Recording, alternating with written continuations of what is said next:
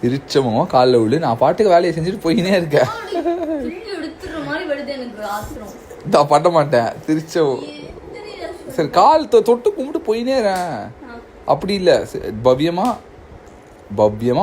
நீ இவ்வளோ time waste பண்றதுக்கு ஒரு தடவை பவ்யமா உண்டுட்டு நான் எல்லாம் பண்ணி கொடுக்குறேன்.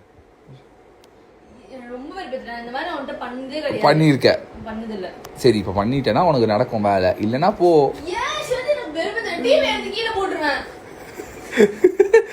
ஒரு தடவை உனக்கு இன்னும் உனக்கு அவ்வளோ இது உனக்கு பாசமா. சரி பாசமா ஒரே தடவை பண்ற முடிஞ்சு.